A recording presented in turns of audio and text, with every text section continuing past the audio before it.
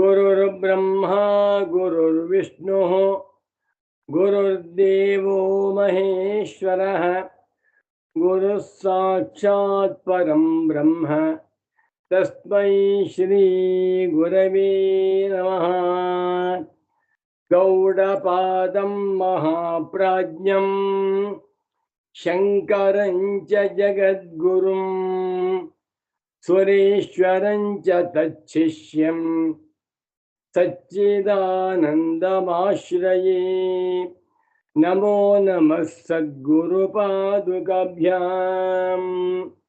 ಶಂಕರ ಭಾನು channel ವೀಕ್ಷಕರಿಗೆ ಇಂದಿನ ಸುಪ್ರಭಾತವನ್ನು ಹೇಳುತ್ತಾ ಇಂದಿನ ಕಾರ್ಯಕ್ರಮವನ್ನು ಪ್ರಾರಂಭ ಮಾಡೋಣ. ಇಂದು ಒಂದು ಪರಮಶ್ರೇಷ್ಠವಾದ ಪರ್ವಕಾಲ. ಕ್ರೋಧಿನಾಮ ಸಂವತ್ಸರದಲ್ಲಿ ಉತ್ತರಾಯಣ, ವಸಂತ ಋತು, ಚೈತ್ರ ಮಾಸ, ಶುಕ್ಲಪಕ್ಷ, ಪೌರ್ಣಮಾಸ್ಯ ತಿಥಿ, ಪೂರ್ಣಿಮಾ ತಿಥಿ. ಚೈತ್ರ ಮಾಸದ ಪೂರ್ಣಿಮಾ ಅತ್ಯಂತ ಶ್ರೇಷ್ಠವಾಗಿರುವಂಥ ತಿಥಿ. ಇಂದು ಚಿತ್ರಾ ಪೂರ್ಣಿಮಾ ಅಂತ ಕರೀತಾರೆ. ಪೂರ್ಣಿಮಾ ತಿಥಿ ಪ್ರಾರಂಭವಾಗುವ ಮೊಟ್ಟ ಮೊದಲನೆಯ ಮಾಸವಿದು. ಚೈತ್ರ ಮಾಸದಿಂದ ಚೈತ್ರ, ವೈಶಾಖ, ಜ್ಯೇಷ್ಠ ಎಂದು ಪ್ರಾರಂಭವಾಗುತ್ತದೆ. ಇಂದು ಬೆಂಗಳೂರಿನಲ್ಲಿ ವಿಶ್ವವಿಖ್ಯಾತವಾಗಿರುವ ಕರಗ ಮಹೋತ್ಸವದ ದಿವಸ. ಇಂದು ಪೂರ್ಣಿಮೆಯಾದ್ದರಿಂದ ಸಾಮಾನ್ಯವಾಗಿ ಎಲ್ಲ ಹಿಂದೂಗಳು ತಮ್ಮ ತಮ್ಮ ಮನೆಗಳಲ್ಲಿ ದೇವಾಲಯಗಳಿಗೆ ಹೋಗಿ ಅಲ್ಲಿ ಶ್ರೀ ಸತ್ಯನಾರಾಯಣ ಸ್ವಾಮಿಯ ಪೂಜೆಯನ್ನೂ ಮಾಡುತ್ತಾರೆ. ಇಂಥ ಪವಿತ್ರವಾಗಿರುವಂಥ ದಿವಸ ಇಂದು ಮಂಗಳವಾರ. ಮಂಗಳವಾರ ಬಂದಿರುವಂಥದ್ದಿನ್ನೂ ವಿಶೇಷ. ಏಕೆಂದರೆ ಕ್ರೋಧಿನಾಮ ಸಂವತ್ಸರಕ್ಕೆ ಕುಜನೇ ರಾಜ. ಅಂಥ ಕುಜನಿಂದ ಅಧಿಷ್ಠಿತವಾಗಿರುವ ವಾರ ಇಂದು. ಎಲ್ಲವೂ ಸೇರಿಕೊಂಡಿದೆ. ಇಂಥ ಪವಿತ್ರವಾಗಿರುವ ಪರ್ವಕಾಲದಲ್ಲಿ ಗುರುಸ್ಮರಣೆಯನ್ನು ಮಾಡೋಣ. ವೇದಾಂತ ದರ್ಶನಕ್ಕೆ ಸಂಪ್ರದಾಯವಿದರಾದ ಗುರುಗಳೆಂದರೆ ಭಗವಾನ್ ಗೌಡಪಾದಾಚಾರ್ಯರು. ಗೌಡಪಾದಾಚಾರ್ಯರನ್ನ ಶಂಕರ ಭಗವತ್ ಪೂಜ್ಯ ಪಾದಾಚಾರ್ಯರವರು ವೇದಾಂತ ಸಂಪ್ರದಾಯವಿದ ಎಂದು ಕರೆದಿದ್ದಾರೆ. ಗೌಡಪಾದಾಚಾರ್ಯರು ಶಂಕರಾಚಾರ್ಯರ ಪರಮ ಗುರುಗಳು. ಶಂಕರಾಚಾರ್ಯರ ಗುರುಗಳು ಗೋವಿಂದ ಭಗವತ್ ಪೂಜ್ಯ ಪಾದಾಚಾರ್ಯರಾದರೆ ಅವರ ಗುರುಗಳು ಭಗವಾನ್ ಗೌಡಪಾದಾಚಾರ್ಯರು.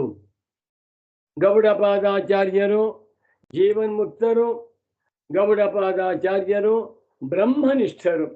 ಗೌಡಪಾದಾಚಾರ್ಯರು ಹೆಚ್ಚು ಮಾತನಾಡುವವರಲ್ಲ, ದಕ್ಷಿಣಾಮೂರ್ತಿಯ ಸ್ವರೂಪಿಗಳು.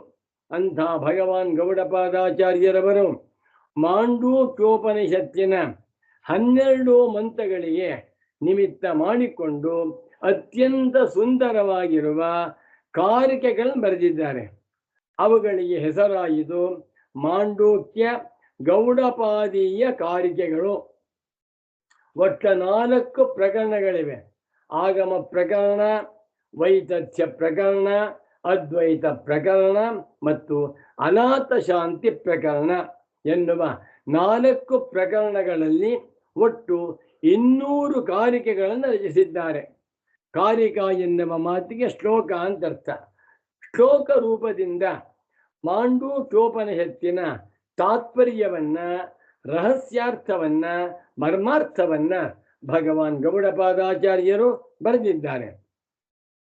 ಶಂಕರ ಭಗವತ್ ಪೂಜ್ಯ ಪಾದಾಚಾರ್ಯರು ಮತ್ತು ಅವನ ಶಿಷ್ಯರಾದ ಸುರೇಶ್ವರಾಚಾರ್ಯರು ಎಲ್ಲ ಅದ್ವೈತ ವೇದಾಂತಿಗಳು ಗೌಡಪಾದಾಚಾರ್ಯರನ್ನ ಪರಮಗುರುಗಳು, ಪರಮೇಷ್ಠಿ ಗುರುಗಳು, ಪೂಜ್ಯ ಸದ್ಗುರುಗಳು, ವೇದಾಂತಾಚಾರ್ಯರು ಎಂದು ಗೌರವಿಸುತ್ತಾರೆ. ಅಂಥ ಗೌಡಪಾದಾಚಾರ್ಯರು ಬರೆದಿರುವ ಮಾಂಡೂಕ್ಯ ಗೌಡಪಾದೀಯ ಕಾರಿಕೆಗಳಲ್ಲಿ ಒಂದು ಕಾರಿಕೆಯನ್ನ ನಾನು ಆರಿಸಿಕೊಂಡು ಅದರ ತಾತ್ಪರ್ಯವನ್ನ ತಿಳಿಸಲು ಪ್ರಯತ್ನ ಮಾಡ್ತೇನೆ. ಆಗಮ ಪ್ರಕರಣದಲ್ಲಿ ಒಂದು ಕಾರಿಕೆ ಏನು? ಅನಾದಿಮಾಯಯ ಸುಪ್ತ ಯದಾ ಜೀವ ಪ್ರಬುಧ್ಯತೆ ಅಜಮನಿದ್ರಮ ಸ್ವಪ್ನಂ ಅದ್ವೈತಂ ಬುಧ್ಯತೆ ತದಾ. ಇದನ್ ಕಾರಿಕೆ ಎಷ್ಟು ಚೆನ್ನಾಗಿದೆ. ಮತ್ತೊಮ್ಮೆ ಹೇಳ್ತೇನೆ. ಅನಾದಿಮಾಯಯ ಸುಪ್ತಃ ಯದಾ ಜೀವ ಪ್ರಬುಧ್ಯತೆ ಅಯಂ ಅನಿದ್ರಂ ಅಸ್ವಪ್ನಂ ಅದ್ವೈತಂ ಬುಧ್ಯತೆ ತದಾ. ನಮೋ ನಮಃ ಸದ್ಗುರು ಪಾದುಕಾಭ್ಯಾಂ. ಈ ಶ್ಲೋಕವನ್ನ ಪಾಠ ಮಾಡುವಾಗ ನನ್ನ ಪರಮ ಪೂಜ್ಯ ಸದ್ಗುರು ಪುಂಗವರಾದ ಶ್ರೀ ಶ್ರೀ ಶ್ರೀ ಸಚ್ಚಿದಾನಂದೇಂದ್ರ ಸರಸ್ವತಿ ಸ್ವಾಮಿಗಳವರು ಈ ಶ್ಲೋಕದ ವಿಶೇಷವನ್ನೆಲ್ಲ ಹೇಳಿದ್ದಾರೆ.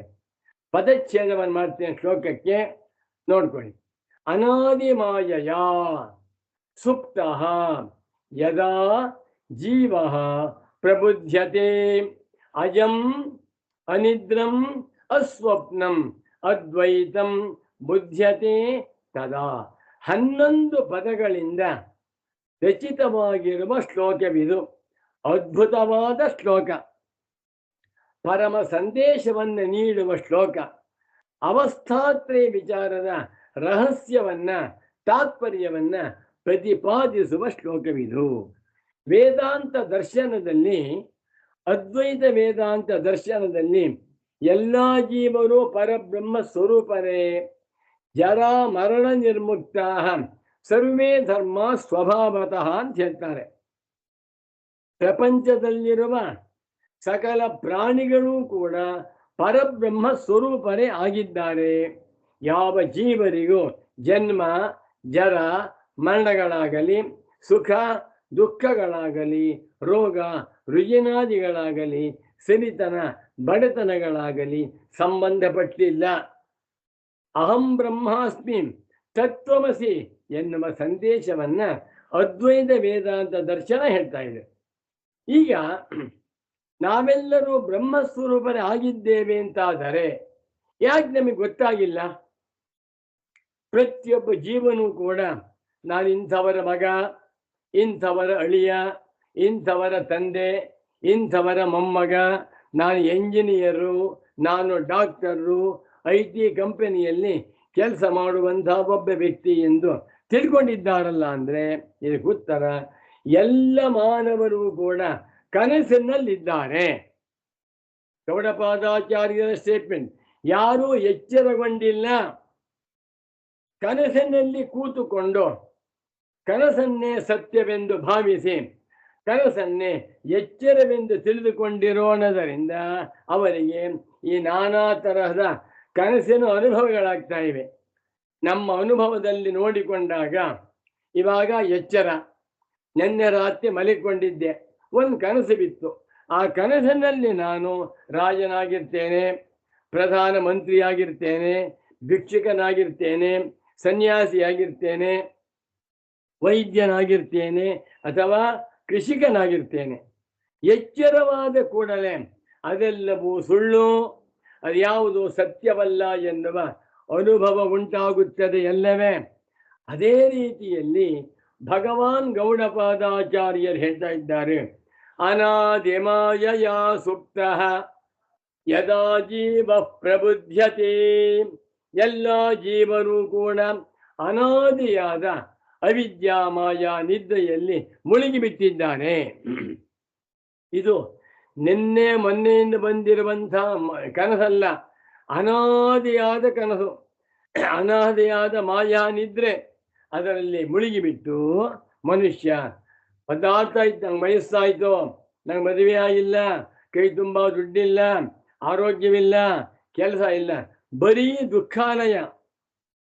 ಎಲ್ಲಿಯವರೆಗೆ ಈ ಮಾನವನು ಆತ್ಮಸ್ವರೂಪವನ್ನು ಸರಿಯಾಗಿ ತಿಳಿದುಕೊಳ್ಳದೆ ಅವಿದ್ಯೆಯಿಂದ ಕೂಡಿಕೊಂಡವನಾಗಿ ಕನಸಿನಲ್ಲಿ ವ್ಯವಹಾರ ಮಾಡ್ತಾ ಇದ್ದಾನೋ, ಈ ಕನಸಿನಲ್ಲಿರುವವರೆಗೂ ಕೂಡ ಅವನಿಗೆ ದುಃಖಾಯಣ, ದುಃಖ ಚರಿತ್ರೆ, ದುಃಖ ತಾಪತ್ರಯ ಅನರ್ಥ ಪರಂಪರೆ ತುಂಬಿ ತುಳ್ಕಾಡ್ತಾ ಇದೆ. ಇದರಿಂದ ಹೇಳ್ಬೇಕು, ಕನಸಿನಲ್ಲೇ ಇರುವವರೆಗೆ ಕನಸೇ ಸತ್ಯವಾಗಿರುತ್ತದೆ, ನಿಜವಾದ ಎಚ್ಚರ ಗೊತ್ತೇ ಇಲ್ಲ. ಅದೇ ರೀತಿಯಲ್ಲಿ ಅನಾದಿ ಮಾಯೆಯ ಸುಪ್ತಃ, ಈ ಜೀವಾತ್ಮನು ಅನಾದಿಯಾದಂಥ ಮಾಯಾ ನಿದ್ರೆಯಲ್ಲಿ ಮಲಗಿಕೊಂಡು ನೂರಾರು ತರಹದ ಸಹಸ್ರಾರು ತರಹದ ಕನಸುಗಳನ್ನು ಕಾಣ್ತಾ ಇದ್ದಾನೆ. ಈ ಅನಾದಿ ಮಾಯಾ ನಿದ್ರೆಯಿಂದ ಯದಾ ಪ್ರಬುದ್ಧತೆ, ಯಾವಾಗ ಎಚ್ಚರಗೊಳ್ಳುತ್ತಾನೆಯೋ ಒಬ್ಬ ಮಹಾತ್ಮ ಸದ್ಗುರು ವೇದಾಂತಾಚಾರ್ಯ ಗೌಡಪಾದಾಚಾರ್ಯರಂಥ, ಶಂಕರ ಭಗವತ್ ಪೂಜ್ಯ ಪಾದಾಚಾರ್ಯರಂಥ, ಸುರೇಶ್ವರಾಚಾರ್ಯರಂಥ ಪರಮ ಪೂಜ್ಯ ಸದ್ಗುರು ಪುಂಗವರಾದ ಶ್ರೀ ಶ್ರೀ ಶ್ರೀ ಸಚ್ಚಿದಾನಂದೇಂದ್ರ ಸರಸ್ವತಿ ಸ್ವಾಮಿಗಳಂಥ ಮಹಾತ್ಮರು ಬಂದು, ಮಗು ನೀನು ಜೀವಾತ್ಮನಲ್ಲ, ನೀನು ಸಂಸಾರಿಯಲ್ಲ, ಕರ್ತೃಭೋಕ್ತೃವಾಗಿರುವಂಥ ಜೀವಾತ್ಮನು ನೀನಲ್ಲಪ್ಪ.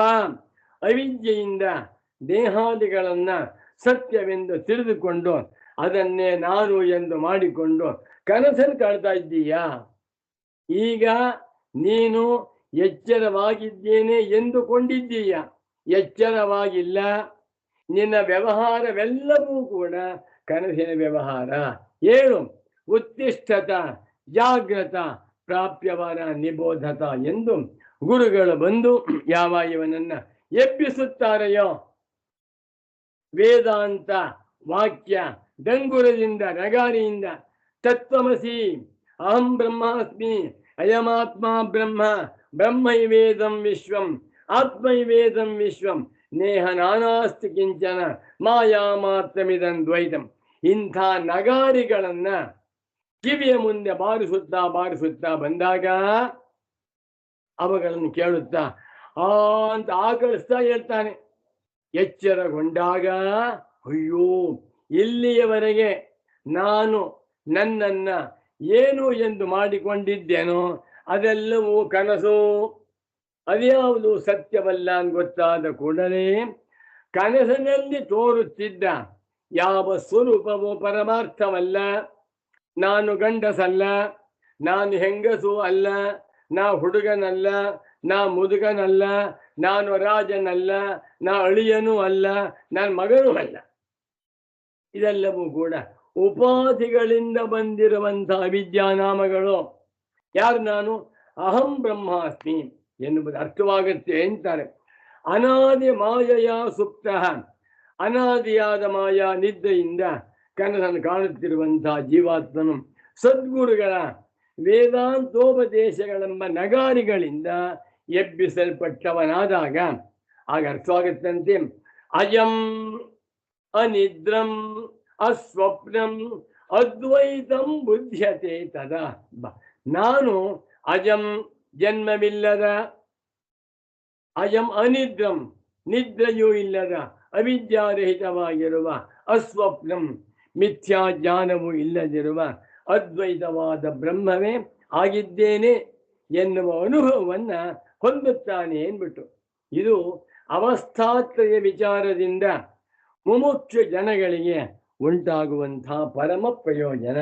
ಅವಸ್ಥಾತ್ರಯ ವಿಚಾರವನ್ನು ಕುರಿತು ಗೌಡಪಾದಾಚಾರ್ಯರು, ಶಂಕರ ಭಗವತ್ ಪೂಜ್ಯ ಪಾದಾಚಾರ್ಯರು ಮತ್ತು ವಿಶೇಷವಾಗಿ ನನ್ನ ಪರಮ ಪೂಜ್ಯ ಸದ್ಗುರು ವರೆಣ್ಯರಾದ ಸಚ್ಚಿದಾನಂದೇಂದ್ರ ಸರಸ್ವತಿ ಸ್ವಾಮಿಯವರು ವಿಸ್ತಾರವಾಗಿ ತಿಳಿಸಿಕೊಟ್ಟಿದ್ದಾರೆ. ಇಂಥ ಸಂದೇಶವನ್ನ ನಮಗೆ ಅನುಗ್ರಹಿಸಿರುವ ಪರಮ ಪೂಜ್ಯ ವೇದಾಂತ ಸಂಪ್ರದಾಯವಿದರು ಸದ್ಗುರು ಪುಂಗವರು ಆಗಿರುವಂಥ ಶ್ರೀ ಶ್ರೀ ಗೌಡಪಾದಾಚಾರ್ಯರಿಗೆ ಅನಂತಾನಂತ ಸಾಷ್ಟಾಂಗ ಪ್ರಣಾಮಗಳನ್ನು ಸಮರ್ಪಣೆ ಮಾಡುತ್ತಾ ಈ ಕಾರ್ಯಕ್ರಮವನ್ನು ಸಂಪನ್ನಗೊಳಿಸುತ್ತಿದ್ದೇನೆ.